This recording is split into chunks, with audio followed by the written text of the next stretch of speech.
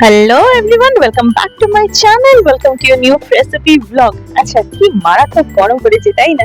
তো test health দুটোই যদি মেনটেন করতে হয়, আজকের রেসিপিটা কিন্তু ঠিক তাদেরই জন্যে।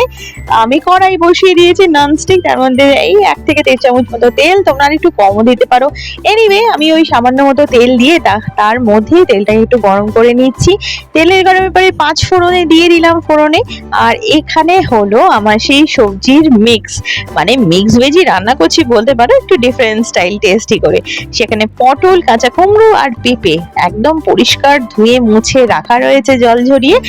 তো সবজি খাওয়া নিয়ে প্রতিটা পরিবারেই নাক উঁচু নাক সিটকোনো থেকেই লেগেই থাকে। সেটাকে মানে উচ্চ করে দিয়ে কিভাবে সবজিটা খাওয়ানো যায় পরিবারের মানুষের, কারণ নিউট্রিশন ভ্যালু কিন্তু মেনটেন রাখতে গেলে সবজি খেতেই হবে। তো এনিওয়ে, তোমরা দেখতেই পাচ্ছ তেলটা গরমের পরে ফোড়ন দিয়ে দেওয়ার পরে সেখান থেকে একটা সুন্দর 5 ফোড়নের অ্যারোমা বেরোবে। তখনই তোমরা বুঝতে পারবে যে সবজিগুলো এবার দিয়ে দেওয়াই যায়। সবজিগুলো দিয়ে নিয়ে আমি রান্নাটা একদম মিডিয়াম টু লো ফ্লেমে করব, কারণ খুব বেশি হাই ফ্লেমে রান্না করলে কিন্তু নিউট্রিশনস ভ্যালুটা কমে যায়, কারণ নিউট্রিশনস গুলো বেরিয়ে যায়। তো সেখানে লো ফ্লেমে রান্না করাই ভালো। এখানে যেহেতু গ্যাসের প্রভিশন নেই বোনের কাছে, জন্য আমি ইন্ডাকশনেই রান্নাটা করি। সামান্য হলুদ দিয়ে দিলাম। হলুদের গুণাবলী বলতে গেলে ভিডিওটা পুরোটাই শেষ হয়ে যাবে। অল্প হলুদ মিক্স করা যেতেই পারে, সাথে tata pink salt, Himalayan pink salt আমি সবসময় ব্যবহার করি রান্নাতে, কারণ হিমালয়ের মধ্যে অনেক বেশি অ্যাডেড নিউট্রিশনস রয়েছে, মিনারেলস রয়েছে, সেটা কিন্তু শরীরের পক্ষে খুবই ভালো।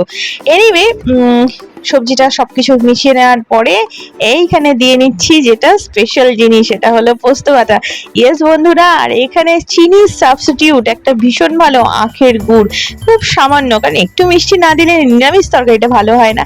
আর এখানে ব্যবহার করে ফেললাম কুকমির পোস্ত বাটা। তোমরা ভীষণ সহজলভ্য আজকাল বাজারে। আমি শিয়ালদার কুকমির আউটলেট থেকে কিনেছিলাম, সেই প্যাকেটের মধ্যেই একটু জল দিয়ে নাড়িয়ে চাড়িয়ে নিয়ে দিয়ে দিলাম। তোমরা কজন পোস্ত বাটা দিয়ে সবকিছু খেতে ভালোবাসো কমেন্টের মাধ্যমে অবশ্যই জানিও। আমি তরকারিটা একটু অভিনব কায়দাতেই করতে চেয়েছি, যাতে পোস্তটা আমার বোন ভালোবাসে, আমাদের অন্য বাকি ফ্যামিলি মেম্বারসদেরও পোস্তটা ভালোই লাগে। একটু গামাখা যখন হয়ে আসবে তখন কিন্তু অল্প সুন্দর ফ্লেভারের জন্য খুব সামান্য, মানে হাফ চামচেরও একটু কম ঘি দিয়ে দিলাম। কেন কি, আমি যেহেতু এক হাতেই ভিডিওটা করছি, তো সেজন্য আমার একটু অসুবিধা হচ্ছিল।